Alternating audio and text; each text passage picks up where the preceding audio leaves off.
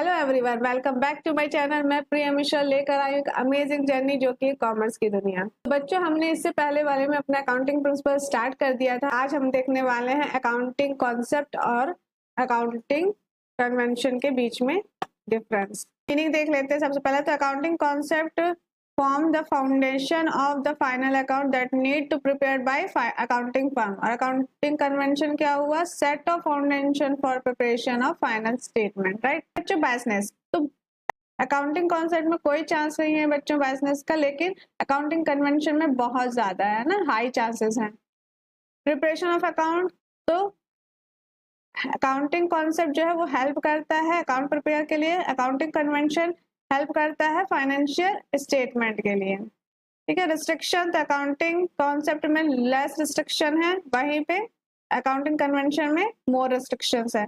Legality, तो accounting concept legal ही accepted है, वहीं पे अकाउंटिंग कन्वेंशन को नहीं है ना। Uniform adoption, accounting concept of uniformly accepted by organisation throughout the world, है ना। ये सब जगह एक ही तरह से यूज किए एक्सेप्ट किए जाते हैं। और वहीं पे अकाउंटिंग कन्वेंशन में क्या होगा, जो भी ऑर्गेनाइजेशन होगा वो अपने हिसाब से एक्सेप्ट करेगा, है ना। If they want to accept the accounting convention तो करेगा, नहीं चाहेगा तो नहीं करेगा, है ना। इसमें ये फिक्स नहीं रहता है। इंक्लूड तो business entity concept, aspect concept, है ना, मनी मेजरमेंट, ये सब कॉन्सेप्ट इसके अंदर आ जाते हैं। वहीं कन्वेंशन में conservatism, consistency, full disclosure, materiality, ऐसे वाले कॉन्सेप्ट आ जाते हैं। और ये जरूरी नहीं है कि सारे बिजनेस करें।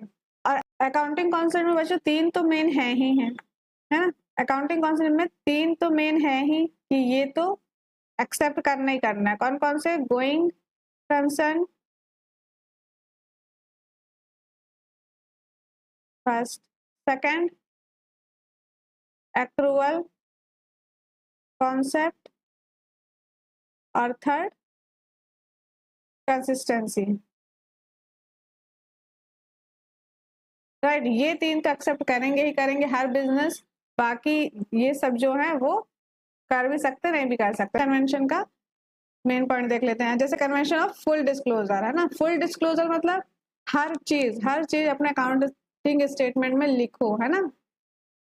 अकाउंट फुल डिस्क्लोजर का मतलब हर एक छोटी छोटी चीज, बड़ी से बड़ी चीज तो लिखेंगे ही, छोटी से छोटी चीज भी हमें उसमें मेंशन करनी है। राइट, हमें हर एक चीज लिखना है अकाउंटिंग स्टेटमेंट में, हर एक चीज को डिस्क्लोज करेंगे। जो भी हमारी इंटरेस्टेड पार्टीज होंगी, जैसे कि बैंक हो सकते हैं ना, शेयर होल्डर हो सकते हैं, उनके सामने, है ना, हमको हर एक चीज दिखानी पड़ेगी। मतलब कैसे? मान लो अगर कोई हमारे पास लायबिलिटी आ रही है, कोई हमारी लायबिलिटी है जो हमें अभी पेमेंट तो कुछ नहीं करनी है, लेकिन इन फ्यूचर हो सकती है ना, तो वो भी हमें उसे लिखना पड़ेगा, दिखाना पड़ेगा अपने अकाउंटिंग स्टेटमेंट में। ठीक है, ये हो गया। मान लो कोई कोर्ट केस चल रहा है, कोर्ट केस चल रहा है, बिजनेस को फ्यूचर में किसी को पैसे देने भी पड़ सकते हैं, मान लो केस के कारण, और नहीं भी देने पड़ सकते हैं। तो क्या हो, हमें अपने अकाउंटिंग स्टेटमेंट दिखाना पड़ेगा। ठीक है, ये हो गया फुल डिस्क्लोजर। वही बच्चों कन्वेंशन ऑफ मटेरियलिटी, तो ये इसका जस्ट अपोजिट है ना। ये दोनों अपोजिट में है ना। कोई इसको फॉलो कर लेगा, कोई इसको फॉलो करता है। मटेरियलिटी का मतलब है कि सब कुछ दिखाने की जरूरत नहीं है, जो जरूरी है बस वही दिखाना है ना। It requires the disclosure of significant information, जो भी इन्फॉर्मेशन जरूरी है ना, exclusive of which would influence of the decision, unimportant information can be merged with the other item, है ना। तो जो जरूरी है, मतलब अगर लगे कि जो भी डिसीजन कोई ले रहा है, मान लो जो इन्वेस्टर है ना, उनके डिसीजन से फर्क पड़ सकता है, तो वो लिख लो। और लगेगा कि वो उसमें ध्यान भी नहीं देने वाला, कुछ भी नहीं करने वाला, तो उसको हटा दो। जो अनइम्पोर्टेंट इन्फॉर्मेशन है उसको नहीं लिखना है, और जो इम्पोर्टेंट है, बहुत इंपॉर्टेंट है, उसको लिख लेंगे। कन्वेंशन ऑफ कंजर्वेटिव, तो ये क्या हुआ बच्चों? The essence of this principle is anticipate no profit and provide all possible loss. मतलब हमें प्रॉफिट अगर कभी कोई सा होने वाला है ना, प्रॉफिट या गेन होने वाले जो अनएक्सपेक्टेड हैं, वो होने वाले हैं, तो उसे हम नहीं लिखेंगे, है ना। इन फ्यूचर हमको ये गेन होगा, हम उसको नहीं लिखेंगे। लेकिन अगर वहीं पे हमको लॉस दिख रहा है कि ये लॉस हमको हो सकता है किसी वजह से, उसको हम लिख लेंगे, है ना। तो ये हो गया क्या? कि हम सेफ चल रहे हैं, है ना। लॉस को तो हम लिख रहे हैं लेकिन गेन को हम नहीं लिख रहे हैं, है ना। भाई ये गेन हो भी सकता है हमको फ्यूचर में, नहीं भी हो सकता, लेकिन लॉस भी भले हमको नहीं हो सकता, लेकिन हम उसके लिए क्या कर रहे हैं, पहले से प्रिपेयर हैं, ठीक है। अब आता है बच्चों basis of accounting.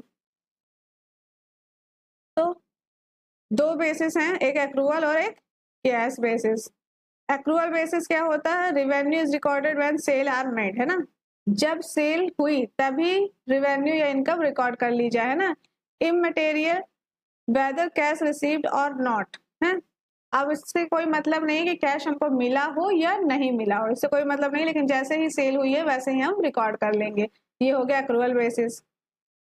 In this both cash and credit transaction are recorded. दोनों ट्रांजेक्शन रिकॉर्डेड होते हैं, चाहे कैश में हो चाहे क्रेडिट में हो, राइट। जैसे भी हमने सामान बेचा, किसी और को दिया, है ना, अपनी ऑनरशिप ट्रांसफर कर दी, वैसे ही हम रिकॉर्ड करेंगे। This system is recognise under companies act. Second है कैश बेसिस। तो कैश बेसिस में क्या आएगा बच्चों, जो भी रेवेन्यू और expenses are recorded only if they are actually received और पेड। अगर हमें इनकम हुई है, मतलब जिस दिन हम इसमें क्या किए, मान लो हमको, वही हम एग्जांपल लेते हैं कि 5 तारीख को हमने सेल की, ठीक है, और 10 तारीख को हमको पेमेंट हुई। तो बेच तो हम 5 तारीख को दिए, तो ये आ जाएगा कब, ये आ जाएगा एक्रूअल बेसिस में। और कैश बेसिस में क्या कब होगा, जब 10 तारीख को हमको पेमेंट मिली है ना, जब पैसा हाथ में आ गया उसी दिन हम रिकॉर्ड करेंगे, ठीक है। ओनली कैश ट्रांजेक्शन ही रिकॉर्ड होंगे, क्रेडिट ट्रांजेक्शन नहीं होंगे। जब भी पैसा मिलेगा तभी हमको रिकॉर्ड करना है। ये है कैश बेसिस। और एक्रूअल बेसिस जब हमने सेल कर दी है, ठीक। तो बच्चों हमने आज यहाँ पे डिफरेंस देख लिया है और बेसिस ऑफ अकाउंटिंग देख ली है। आज के लिए बस इतना ही। नेक्स्ट वीडियो में अपना नेक्स्ट टॉपिक पे आएंगे। तो अगर आपको ये वीडियो पसंद आई हो तो प्लीज लाइक, सब्सक्राइब और शेयर करिएगा। Thank you.